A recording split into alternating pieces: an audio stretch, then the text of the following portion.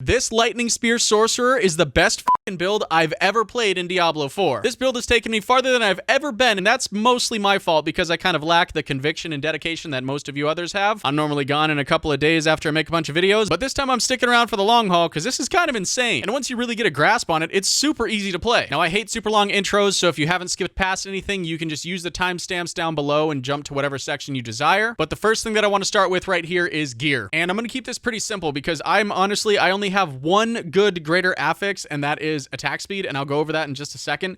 But I really don't have any other useful greater affixes on anything else. This is just regular gear that everyone can get in about a day or two of grinding on this character. And if you want to know what stats are on each piece of gear, just pause while I'm talking about it, because I'm going to go over the aspects and what they're used for and how they operate with the rest of the build. Starting from the top, we have Snow Veiled, which is going to make our ice armor give us Unstoppable, and that works hand in hand with Tibalts or Tybalts or Tibalts. But anyway, as you know, every time you get Unstoppable, you gain like half your resource back, which is pretty insane. The temperings that we go for are Warmth and Lightning Spear Lucky Hit Chance. For the chest, we have Concentration because it's going to give us a constant 20 to 25% damage reduction. And we go with the same two temperings, which is Warmth and Lucky Hit Chance with our Lightning Spear. For the gloves, we have Storm Swell, which is going to give us that bonus damage whenever we have a barrier and whenever we're attacking a vulnerable target, which is pretty much always. And the temperings you go for are Critical Strike Damage because that compounds like crazy. And again, Lucky Hit Chance with Lightning Spear. We're kind of following a trend here. Next, we obviously have Tibalts, which makes it so every time you use one of your defensives, like Teleport, Ice Armor, or Flame Shield, all three of them give you Unstoppable, and that's going to regenerate a lot of your primary resource and give you more damage. The next one is Essu's. This is going to give us a ton of critical strike damage, which is awesome. Some all res is super nice. Our critical strike chance is increased by X amount of our movement speed, so that's a big deal. And it also grants you a ton of movement speed every time you evade. So you actually gain a ton of critical strike chance every time you evade. Like, for example, right now I'm at 6.2. I evade, and now it's at 40%. The aspect on your two-handed weapon that you want to use is Splintering Energy. So this one is really interesting, and you'll notice this in the playstyle section. For every single lightning spear that you cast, when it hits something, it splits, and it does this multiple times. I would say roughly 95% of the damage on this build comes from this aspect right here, so get the highest possible roll you can and throw it on a two-hand weapon. And then the two temperings that we want on this one, obviously, are critical strike damage, because that's going to go hand in hand with we crit pretty much all the time, and we want to also cast a second lightning spear, because the second or third or fourth or however many lightning spears you can cast at once, all of those will split when they hit a target, so you just have this wild amount of lightning spears following you around. The necklace that you use for this one is Fractured Winter Glass. Now this one's pretty interesting. There's a couple stat lines on here that matter. Don't get me wrong, they definitely matter, but the very most important thing that you use this amulet for is the conjuration cooldowns are reduced by X amount every time your frozen orb explodes. And yes, that means if you're using frozen orbit, it does it 2 or 3 times every time you cast a single frozen orb or double cast frozen orb, which does happen. Tal Rasha's Ring pretty much goes without saying. You use this on every single sorcerer build I've ever seen ever because it's just fantastic. It gives you that stacking damage bonus for every different element that you use in combat. And then finally, our ring is going to be Frozen Orbit, which we were just talking about. The reason we use this is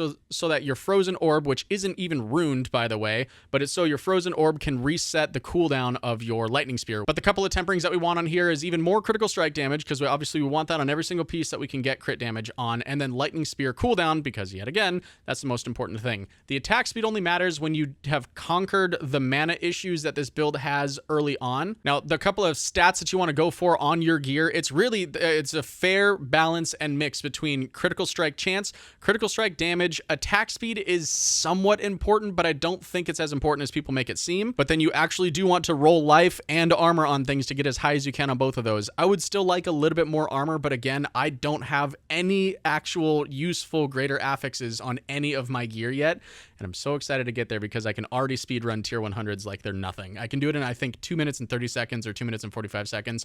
I will have that in this video. I'll do a full run so you guys can see how fast it is. It's actually bananas. Now, the skill tree is pretty interesting. I'm going to make this pretty big so you can see it, and I'll make sure my face doesn't cover anything that we're talking about. And I'll go through this relatively quickly, but I will explain like key integral parts of the build. Like, for example, we use a lot of burning things, like from our Paragon tree, or a Paragon board, we use a lot of burning modifiers, whether you're going to do bonus damage to burning enemies or you're going to take reduced damage from burning enemies. So I think most, if not all, sorcerer builds are like that. So you roll Firebolt and you enchant that. So that's one of your enchants right there. And then in this part of the tree, you only use Frozen Orb as a vehicle to spawn more conjurations and or reset the cooldown on your lightning spear, so you don't need to go enhanced on anything. You have no runes applied to it. It doesn't matter. The potent warding that I have here is generated only from an item, so I don't actually use that. Now the charge bolts, I'm gonna be honest, this one's kind of up in the air for me. I don't know how much you want to rely on this. I'm only following one of the max roll guides, and this is almost identical to the max roll guide, but they suggest that you go charge bolt, and the reason for that is because destructive means every time your charge bolts hit somebody, you take less damage from them. So that's important to an extent, but I don't know how often Charge Bolt even procs from Overflowing Currents. I can tell you right now that I don't notice it literally ever. So this could be 3 points that you can put somewhere else, like Potent Warding, for example, just to max out your resistances. I may end up doing that. We'll test that in the future. On the defensives, we only have 1 point into Flame Shield. This is just your general oh shit button. Teleport, we want to reduce the cooldown for whatever excess points we have, which means we can use a couple of those Charge Bolt ones for teleport, or you can put them into Potent Warding, but you still go Shimmering, which is the damage reduction every time you teleport, because normally you can kind of telestomp with this build and not have any issues. Max out Glass Cannon because you do more damage and you take more damage, but it's 3-to-1 on the ratio, which is fantastic. 1 in Elemental Attunement is really all you need because you have a ton of Lucky Hit, which is great, but that resets the cooldown of your defensives. Ice Armor is one of the big ones that you want to try to keep up at all times. You reset the cooldown on this relatively often, so the more you have this up, the more mana regen you have, and the more cooldown reduction you get for having it up. It's pretty interesting, but this is a good one. You want to always have a barrier up at all times, and you kind of do thanks to Mana Shield and Protection, but we'll get to that in just a second. So in the next part of the tree, we definitely want to stack even more Lucky Hit chance. We have a single point into Lightning Spear. I have one item that's contributing a couple of points to this. It's actually entirely useless. Lightning Spear itself doesn't do a whole lot of damage. It's that forked lightning bolt after it casts that does, so don't fret. This does a ton of damage, don't get me wrong, but it's the split. I think it's called Splintering Energy or whatever it is. That is where all of your damage comes from. And obviously, because we have so much crit chance, I think after everything is said and done, every time we evade, we run faster, and while we're running faster, I think in a 5-second window, 4 of those seconds, thanks to Esu's Heirloom, 4 of those seconds, you have like a 70 to 80% chance to crit. So you're stunning everything on screen. It's relatively safe to play. I would actually probably do this on hardcore if I wanted to. Conjuration Mastery is a huge deal because every single one of those lightning spears that are out there, and every single Hydra and every single Ice Blades, and we'll get to Ice Blades in a second, that all counts for having that bonus damage, movement speed, and mana regeneration from Conjuration Mastery. So you definitely want to max this and get good rolls on this if you can. And I don't remember what item that comes from, but you can get these up into the low to mid teens pretty easily. And then the typical 3 defensives that you always go, which is Align, and like I said earlier, Mana Shield and Protection. This is going to give you a barrier pretty much always, because guess what? Lightning Spear counts as a cooldown and thus gives you a barrier. And that goes hand in hand with doing bonus damage when you have a barrier up. Which, just real quick, going back to that, on your gear, if you haven't been lucky enough to get a Tal Rasha's ring yet, don't buy one for 100 million gold that people are selling them for, even without greater affixes.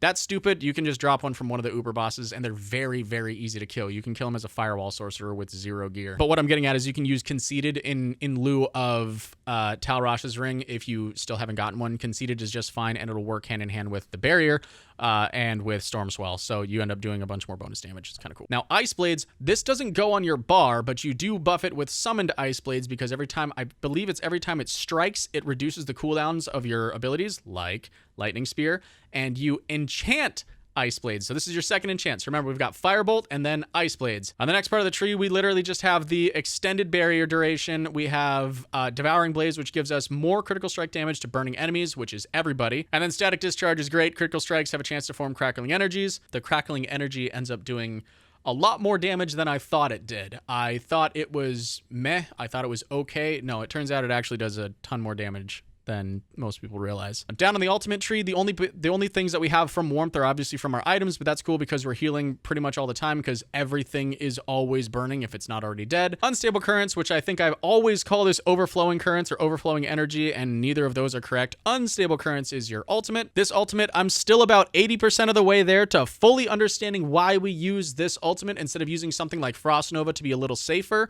but I realize that every time you have uptime on unstable currents, you're doing almost a little over 2 times the amount of damage that you would do without it. And I didn't realize that until earlier this morning. It's kind of insanity. And then we just have 1 point into coursing currents, and that's just going to allow us to get 3 points into electrocution. This is going to make things do less damage every time we crit them with one of our shock skills.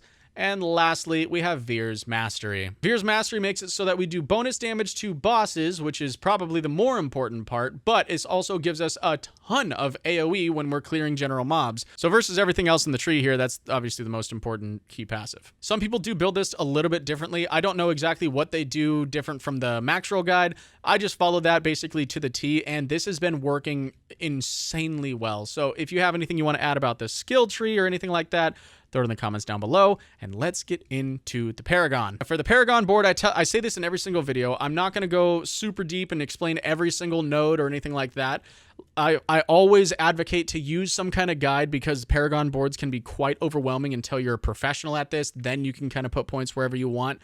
But I'm going to go over the glyphs that I use here and how I got there, and that's about it. And I'll have a link to this build from the Maxroll website in the description down below that you'll be able to check out. The first glyph that we use here is Elementalist. This is going to give us more non-physical damage. It's going to give us all res, and then it's going to give us a Tal Rasha-esque effect. Next, we have Tactician. Tactician is pretty cool because it's going to bonus all the nodes that are around it, and because of where it's at, it gives us extra damage to burning enemies, damage reduction from burning enemies, and intelligence. Following that, we have Unleash, which does the same thing. It bonuses some of the nodes that we have around us, but it also gives us a damage bonus and a mana regen bonus every time we spend X amount of mana. And we do that in about 0.6 seconds with this build, so you have this up at all times. Also, I'm realizing you should probably name these boards as we're going through so you can follow along, or you can just use the guide. Like I said, use that. It's way easier to follow than my videos because I know I'm kind of a psychopath. But the first board that we attach to is Burning Instinct. The second board that we attach to is Enchantment Master. And the third one, the one that we're about to go over, is Frigid Fate. The glyph that we're using on Frigid Fate is Charge. This is going to give our Crackling Energy. I talked about this before. It's going to give our Crackling Energy even more damage, and picking up Crackling Energies gives us more damage up to X amount and I think it stacks up to 3 times. To the left, we have the Elemental Summoner board, and we're going with the Conjure glyph, which is the single most or second most important one out of this whole kit because it makes your conjuration skills last longer, which is something that most of us could probably use in our real life as well. But it also bonuses our conjure damage. So your lightning spear does like what, 240% damage than it normally does just because of this glyph. Now going to the right of Frigid Fate, the board that we're using is Ceaseless Conduit. We're not actually going Ceaseless Conduit, but it is the board that we're using as a conduit, get it, to go up to the next one. And the glyph that we're using here is Destruction. Destruction gives us critical strike damage through the roof, just like everything else that we have. I think I sit around 1100% critical strike damage with this build, which is kind of crazy, but it also makes every crit multiply the damage by 2% on anything that you crit. So for bosses, for example, this stacks very fast because you have a high level of crit. So this is super helpful for that. But really the main focus here is that insane bonus to the critical strike damage. The next board to the north is Searing Heat, and the glyph that we're using here is Exploit. This one's pretty normal for most sorcerer builds. This one gives you the extra vulnerable damage. And as if that wasn't enough, it gives you bonus damage stacking to vulnerable targets. But basically, it's an enhancer for your vulnerable damage to keep it as simple as possible. The final board is Static Surge. And we don't go Static Surge. No, we don't. But we do use Flame Feeder. This is the one that I like almost as much, if not more, than the Conjure one. I think these two are the two most important that you should level first.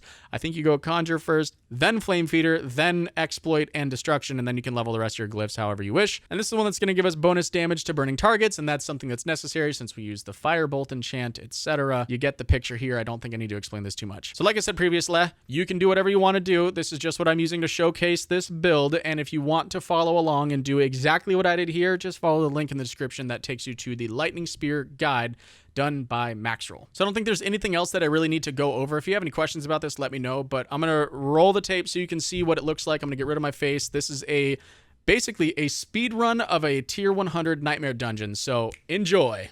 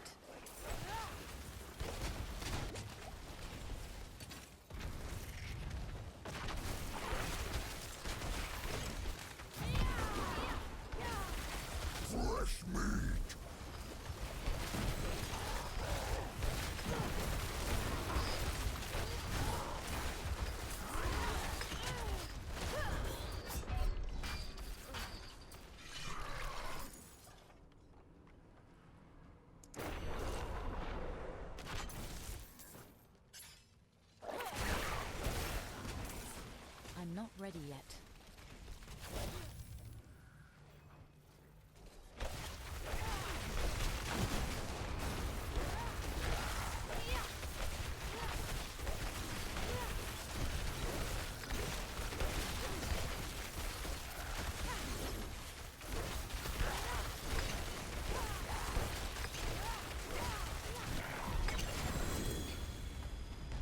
So I just checked the runtime on that. That was 1 minute and 55 seconds for a Nightmare tier 100 with this build.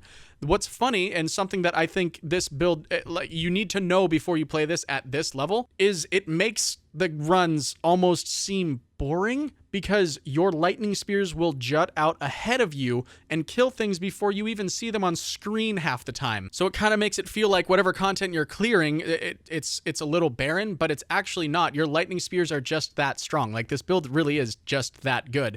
And so for things like compasses or whatever that's called, Infernal Legion event thing that you use the little key to get into, this is arguably one of the best builds for that, because you can just sit there and spam the living dick out of Frozen Orb to reset the cooldown on your lightning spear and to generate more lightning spears, because you can proc lightning spear from Frozen Orb.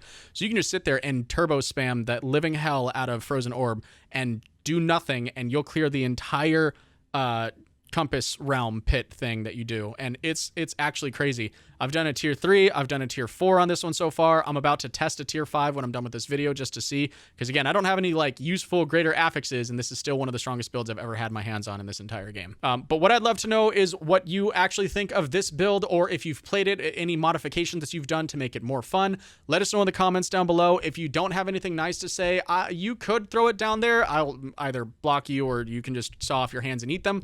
But do me a favor, if you liked this video, then go ahead and like it. Leave a comment whether you've got something nice to say or not. It does help. It boosts the algorithm. Subscribe if you haven't already. I try to post videos as often as I can. My real life has gotten very busy lately. And feel free to follow on Twitter or join our Discord. Any notifications, we actually started doing this thing where we all hang out on Discord, just me and whatever, everybody from the YouTube channel or the rest of my clan. We just hang out on Discord and have a lot of fun. We'll grind some stuff. We'll farm together. We'll just shoot the shit back and forth. It is a lot of fun. So check the link in the description for an invite to our Discord channel. And if you have any questions or you ever want to catch me live, just stay keen on YouTube. Leave a comment, shoot me a DM, whatever you got to do. Thank you so much for taking the time to watch this video. And if you're bored, YouTube is going to recommend this next one for you. Happy grinding, travelers, and we'll see you in Sanctuary.